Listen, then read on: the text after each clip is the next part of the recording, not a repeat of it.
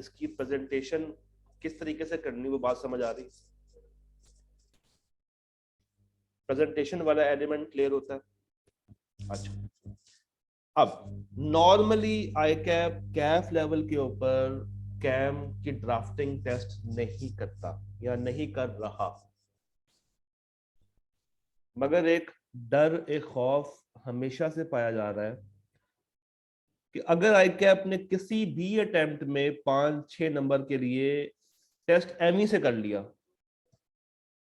कि जनाब ये एरिया है और इस एरिया के ऊपर कैम लिखे। एक ऑप्शन ये है ना कि आप कंपनी में जाते हैं, जजमेंट को अप्लाई करते हैं, कैम ढूंढते हैं और फिर कैम लिखते हैं, ये तो एक पूरी कहानी है। आईकैब आपको एकदम से कह दे कि जनाब ये एक एरिया है, ये ऑडिटर ने आइडेंटिफाई किया है, अब आपने इसके ऊपर कैम लिखना। इस तरह का सवाल सीफैप के अंदर उसने रिसेंटली टेस्ट करना स्टार्ट किया है।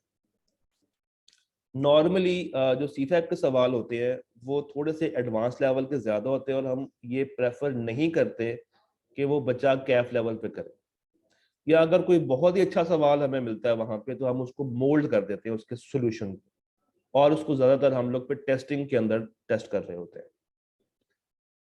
अब मुझे ये डर हमेशा से होता है कि भाई आई कैप शायद कभी किसी टाइम पे 5 नंबर, 6 नंबर, 8 नंबर का कोई एरिया आपको दे दे और कहे इस पे कैम लिखे। तो इस चीज को ओवरकम करने के लिए मैं एक डॉक्यूमेंट आपके साथ शेयर करता हूँ, ISA 701 की ड्राफ्टिंग। क्या आपके पेज के क्या आपके स्क्रीन के ऊपर पेज चेंज हुआ?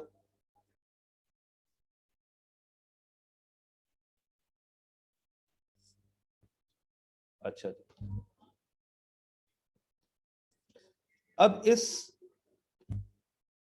PDF में क्या क्या बातें हैं, ये है ओवरऑल ड्राफ्टिंग के ऊपर। इसमें हमने क्या किया है, मैंने इसमें कोई 14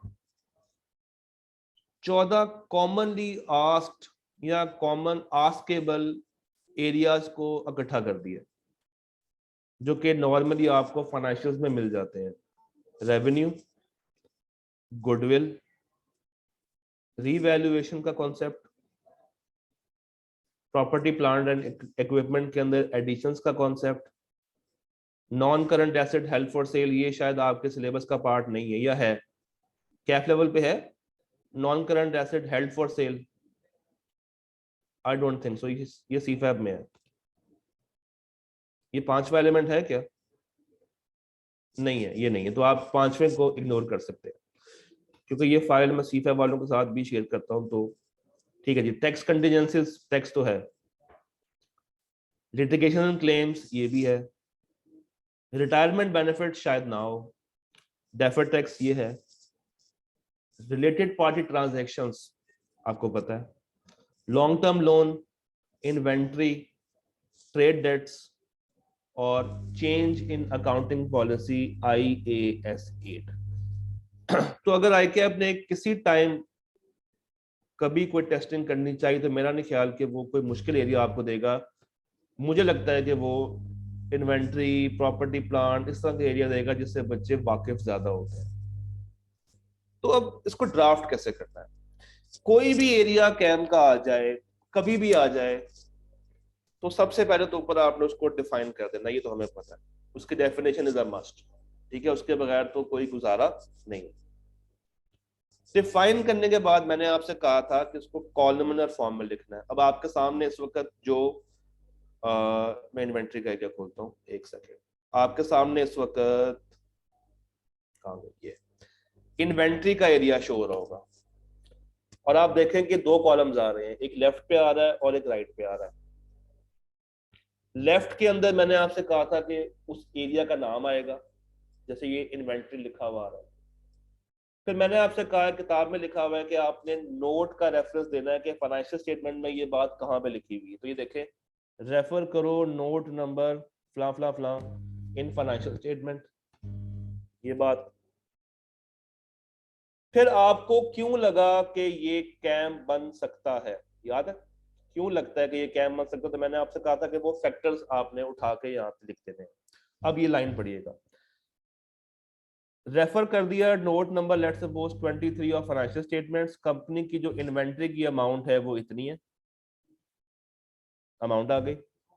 we identified inventory as a key audit matter, हम इन्वेंट्री को की ऑडिट मैटर इसलिए मान रहे हैं बिकॉज ये एक तो अमाउंट उसकी सिग्निफिकेंट है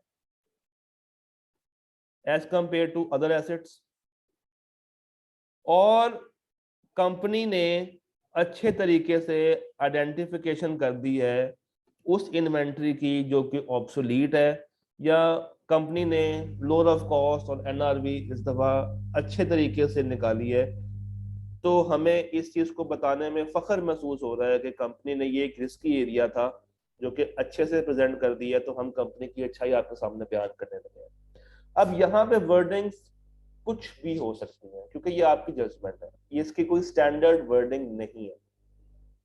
आप अगर चाहें तो यहाँ पे ये भी लिख सकते हैं कि चूंकि ये एरिया ज्यादा रिस्की था और हमें इस एरिया पे ज्यादा काम करना पड़ना था, तो हमारा काम कंपनी ने आसान कर दिया, लोअर ऑफ कॉस्ट एनआरवी उन्होंने अच्छे तरीके से कैलकुलेट कर दी, इन्वेंट्री को मैनेज अच्छे तरीके से किया हुआ था, हमें इसके ऊपर कम काम करना पड़ा, लिहाजा मैनेजमेंट की इस एफर्ट्स को देखते हुए हमने इसको कैम बनाने का फैसला कर लिया, और ये यूजर की अंडरस्टैंडिंग के लिए भी इंपॉर्टेंट है।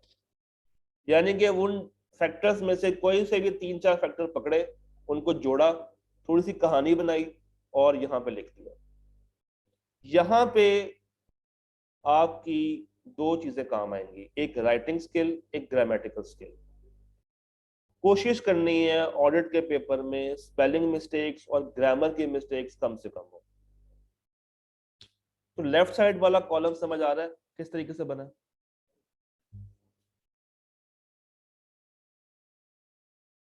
लेफ्ट साइड वाला कॉलम नजर आ रहा है, समझ आ रहा है? आपने बताया, रेफरेंस दे दिया कि जनाब ये चीज फाइनेंशियल स्टेटमेंट में इस जगह में पाई जा रही है, जाके देख लो। फिर कंपनी की जो इन्वेंट्री की वैल्यू है वो ये है, और क्यों लग रहा है आपको कि ये एक कैम बन सकता है, आपने 3-4 फैक्टर्स पकड़ने हैं, उनको जोड़ देना है और एक कहानी बिल्ड कर देनी है। हर बच्चे की कहानी अपनी अपनी होगी, हर बच्चे की कहानी अपनी होगी, सिर्फ उसको लिखना आना चाहिए कि क्यों आपको लग रहा है कि ये कैम है। अल्फाज उठाने वो वाले हैं और उसमें अपनी चीजें फिट करनी है। जार्गन्स वही यूज होंगे जो कि वहां पे लिखे हुए, उनसे नहीं हटना, बस उसको कहानी की शक्ल आप लोगों ने। क्या हर बच्चे को लेफ्ट साइड वाला कॉलम समझ आ रहा है?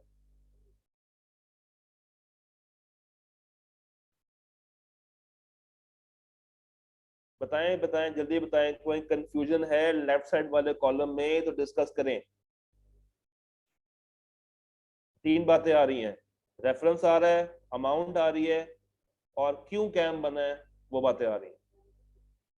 अच्छा, अब राइट साइड पे आ जाए। राइट साइड पे आपने बताने हैं प्रोसीजर्स, कि आपने क्या क्या काम किया उस एरिया के ऊपर।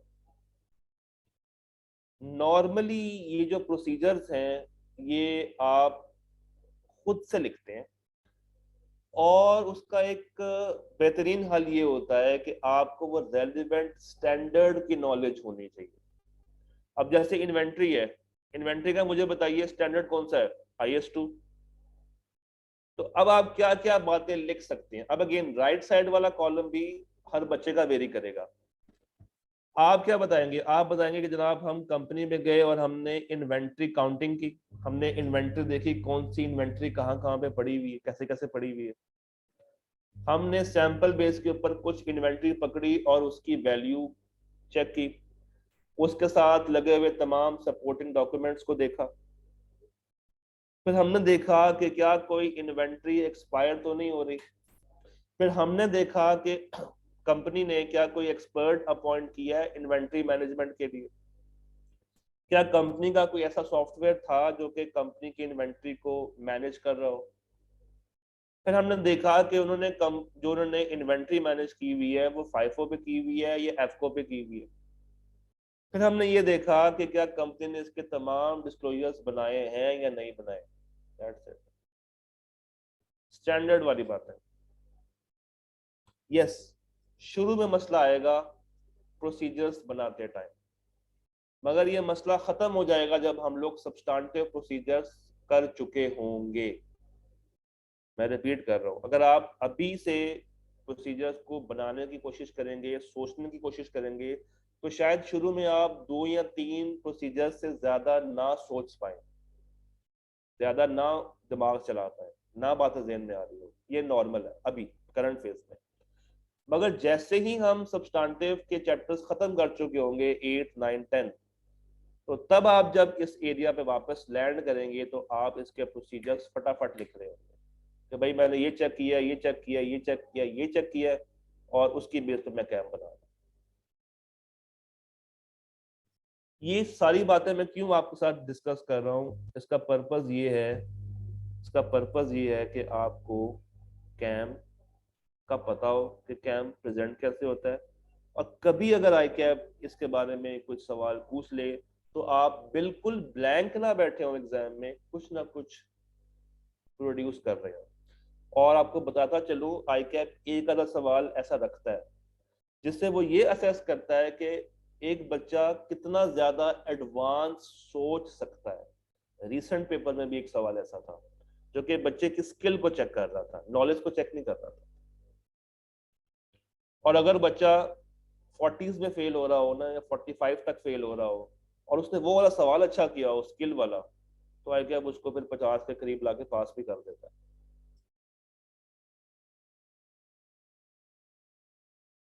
क्या ये मेरी बातें डाइजेस्ट हो रही?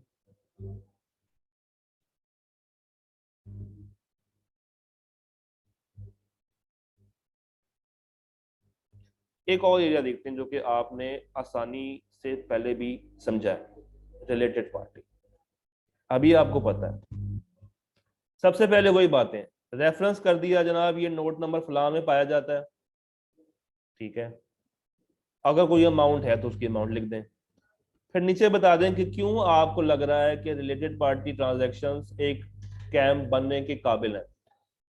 जनाब, कंपनी की बहुत सारी ट्रांजैक्शंस हैं रिलेटेड पार्टी के साथ, जिनमें सब्सिडरी भी आती है, एसोसिएट भी आती है। हम ये कैम इसलिए बना रहे हैं क्योंकि यहाँ पे रिस्क बहुत ज़्यादा होता है, मटीरियलिटी बिल्कुल ज़ीरो होती है, और कंपनी ने इस दफ़ा जो हमें लिस्ट प्रोवाइड की है वो कंप्लीट है, जिसकी वजह से हम ये कह रहे हैं, और ये यूज़र की अंडरस्टैंडिंग के लिए बहुत इंपॉर्टेंट है, और ये करंट पीरियड से ताल्लुक़ रखती है, तो इसके लिए हम इसको कैम बना रहे हैं। ये वो बातें आपने उठाकर लिख दी लेफ्ट साइड पे। अब राइट पे आए, आपने पढ़ा है रिलेटेड पार्टी क्या है, उनमें क्या क्या काम होते हैं। अब देखिए, ये आपको प्रोसीजर्स आते हैं, ऑब्टेन किया आपने अंडरस्टैंडिंग कंट्रोल्स के ऊपर, ये बात आपको पता है। कंपनी से कहा कि मुझे तमाम ट्रांजैक्शंस की डिटेल दें, ये बात भी आपको पता है। कंपनी से कहा कि मुझे वो लिस्ट प्रोवाइड करें जहां पे आपने रिलेटेड पार्टीज के नाम लिखे हुए हैं, ये भी आपको पता है। फर्दर इंफॉर्मेशन हासिल करने के लिए आपने मिनट्स वगैरह पढ़े, ट्रांजैक्शंस को गौर से देखा, सैंपल बेस के ऊपर आपने सपोर्टिंग डॉक्यूमेंट्स को देख लिया, उससे पूछ लिया, इससे पूछ लिया। ये सारी बातें आप चैप्टर 11 में पढ़ चुके हैं। तो अगर आपसे आई कैप कभी कह दे कि जनाब ये है एक रिलेटेड पार्टी ट्रांजैक्शन, इसका कैम बना दें, तो लेफ्ट साइड भी आपको पता है, राइट साइड भी आपको पता है, बस जो चीज आपने करनी है वो अच्छी प्रेजेंटेशन करनी है। तो एक अच्छी प्रेजेंटेशन के साथ आप इसमें मैक्सिमम मार्क्स ले सकते हैं। आई कैप अभी तक टेस्ट नहीं कर रहा, कभी अगर कर लिया तो ये डॉक्यूमेंट काफी आपके काम आएगा। एक दफा ये रिलेटेड पार्टी का पूरा कैंप पढ़े और मुझे बताइए क्या कोई मुश्किल बात लिखी हुई है इसमें। ये मैं उसको यहाँ तक ग्रीन कर रहा हूँ, पढ़े जरा, पढ़े और मुझे बताइए।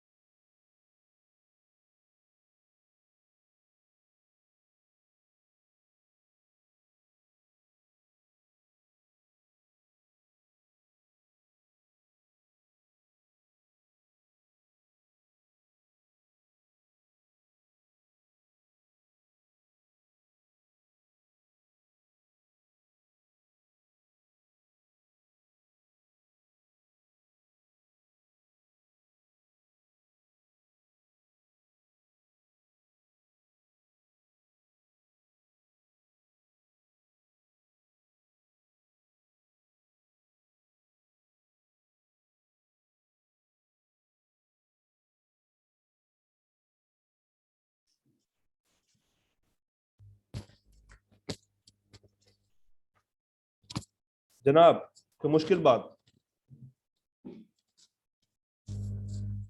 कोई परेशानी वाली बात अगर यहाँ पे नजर आई है? पता है अब ये थोड़ी सी एफर्ट्स मुझे आपकी चाहिए, थोड़ा सा जज्बा मुझे आपका चाहिए, और थोड़ी सी हार्ड वर्क मुझे आपकी चाहिए इन आगे आने वाले कुछ एरियाज में। एक एरिया और लेकर आते हैं, प्रॉपर्टी प्लांट इक्विपमेंट का। ये भी आपने छोटे होते या बड़े होते पढ़ा तो जरूर होगा। रीवैल्यूएशन, ये तो पता ना क्या होती है? रीवैल्यूएशन का पता ना क्या होती है? अच्छा, शुक्र है ये आपको पता है। जनाब कंपनी ने रीवैल्यूएशन करवाई है, नोट में कहां लिखा हुआ है वो बात आ गई। कंपनी ने रीवैल्यूएशन करवाई है, क्यों लग रहा है कि कैम आएगा, वो सारी कहानी लिख दी कि जनाब आपने प्रॉपर्टी प्लांट इक्विपमेंट को देखा, क्योंकि ये अमाउंट मटेरियल थी और जिस बंदे ने वैल्यू किया है वो भी एक अच्छा बंदा था, एक कॉम्प्लेक्स जजमेंटल सी ट्रांजैक्शन थी, यूजर की अंडरस्टैंडिंग के लिए बहुत इंपॉर्टेंट थी, और इससे यूजर्स मजीद अट्रैक्ट होंगे, कंपनी को बेनिफिट आएगा, तो हमें ये लग रहा है कि हमें इसको कैम बना देना चाहिए। वो बातें सारी एक जगह पे फिट हो गई। अब आपके आए प्रोसीजर्स, बहुत आसान, जरा सोचिए। एक कंपनी अगर रीवैल्यूएशन करवा रही है तो आप क्या क्या डॉक्यूमेंट्स चेक करेंगे? जो सामने लिखा हुआ उसको छोड़ दें, सिर्फ दिमाग से सोचें कि अगर एक कंपनी ने रीवैल्यूएशन करवाई है तो आप क्या क्या प्रोसीजर्स लगा सकते हैं। सोचना है और मुझे बताना है। भूल जाए जो सामने लिखा हुआ है उसको छोड़ दें, इग्नोर करें, दिमाग का इस्तेमाल करें।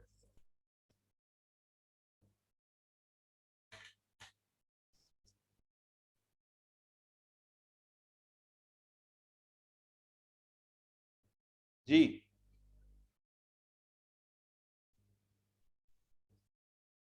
रीवैल्यूएशन को अप्रूव किसने किया, रीवैल्यूएशन किससे करवाई, ठीक है।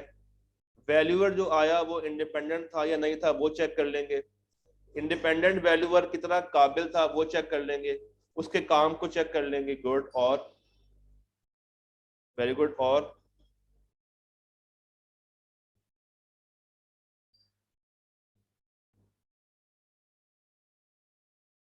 सोचें सोचें, दिमाग का इस्तेमाल करें आप जरा सा। क्या क्या चीजें आप नॉर्मली चेक करेंगे कि अगर एक जगह पे रिवैल्यूएशन हो रही है? बताएं। उस बंदे की रिपोर्ट कैसी है, वो कौन से टूल्स यूज कर रहा है, गुड, वो किस तरीके से काम कर रहा है, ठीक है। ये सारी बातें कौन सी आप भला कर रहे हैं, एक्सपर्ट वाली। तो चीजें क्रॉस लिंक हो रही हैं। सोर्स डाटा क्या था, ठीक है, उसकी रिपोर्ट देखेंगे, किसी और से भी करवा के चेक कर लेंगे कि क्या दो नंबरी तो नहीं हो रही। फिर जो उसने अमाउंट निकाली है, क्या फाइनेंशियल्स के अंदर वही अमाउंट आ रही है या नहीं आ रही। फिर IS16 ने आपको याद होगा कहा था कि अगर आप किसी एसेट को रीवैल्यू करवाने का सोच रहे हैं या करवाने जा रहे हैं तो फिर उस अकेले को नहीं करवाना, पूरी क्लास को करवाना। ये बात याद है मेरे बच्चों, ये बात याद है? तो वो बात भी लिख सकते हैं, वो बात भी लिख सकते हैं कि क्या इंडिविजुअल एसेट रीवैल्यू हो रहा है या पूरी क्लास रीवैल्यू हो रही है। फिर रीवैल्यूएशन के बाद क्या कोई गेन या लॉस का कॉन्सेप्ट भी होता है? होता है, गेन आएगा, लॉस आएगा। तो कंपनी ने वो रीवैल्यूएशन गेन या रीवैल्यूएशन लॉस को कैसे एडजस्ट किया है, उसकी अकाउंटिंग सही की है या नहीं की, हमने वो भी चेक कर लिया। तो ये दिमाग से सोचने वाली चीजें हैं, जितना अच्छा सोचते जाएंगे उतना बेहतर आप प्रोसीजर्स बनाते चले जाएंगे। ये मैं इसलिए कह रहा हूं क्योंकि अभी आप रॉ हैं, बिल्कुल रॉ खड़े हुए हैं प्रोसीजर्स को लेके, बट जब हम 8 9 10 करके वापस आएंगे यहाँ पे तो आप फटाफट ऐसे लिख रहे होंगे। But for the time being इसका इस्तेमाल करें, क्योंकि यहाँ पे अगर आप इसका इसका इस्तेमाल करना सीख गए तो वहां पे काफी आपको हेल्प मिलेगा।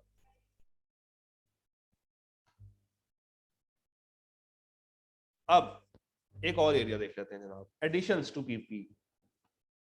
प्रॉपर्टी प्लांट के अंदर एडिशंस, हमें लेफ्ट साइड में पता है, वही बातें फिर से रिपीट हो रही है, हमें लेफ्ट साइड पे जाने की जरूरत नहीं है, राइट साइड पे आते हैं।